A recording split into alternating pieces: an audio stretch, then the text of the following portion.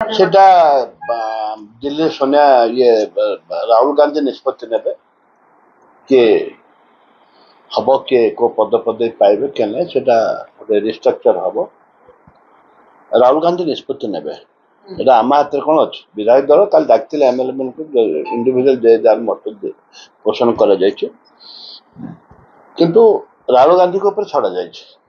Majority of MLA कौन कहते हैं आपण ना ନାଇଁ ମୋ ନାଁ କହୁଛନ୍ତି ବୋଲି ତ ଚର୍ଚ୍ଚା ହଉଛି ସିନିୟର ଏମଏଲଏ ଜୁନିୟର ଏମଏଲଏ ମୋ ନାଁ କହୁଛନ୍ତି ବୋଲି ତ ଚର୍ଚ୍ଚା ହଉଛି।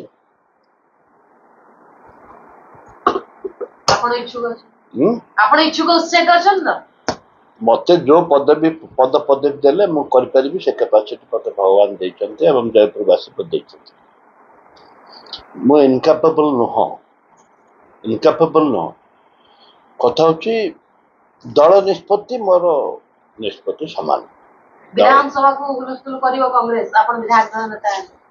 निश्चित भाବରେ विधायक दल ଯେତେବେଳେ ଦାୟିତ୍ୱ ମତେ ଦେବେ ନିଶ୍ଚିତ ଭାବରେ ଓଡ଼ିଶାରେ ମୁଁ ତ ବୈଠକ କରିବାର ମୋର ଅଭ୍ୟାସ ଅଛି ଏବଂ ଯୋଉଟା ଲୋକଙ୍କ ହିତ ପାଇଁ ଜନସାଧାରଣଙ୍କର ମଙ୍ଗଳ ପାଇଁ ରାଜ୍ୟର ମଙ୍ଗଳ ପାଇଁ ଗଠନମୂଳକ ଚିନ୍ତାଧାରାରେ ଲଢ଼େଇ ହେବ।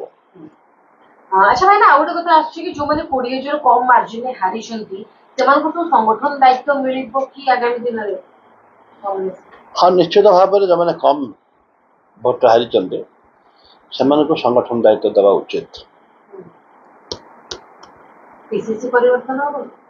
मु कहि परिन पीसीसी परिवर्तन टा केंद्र रो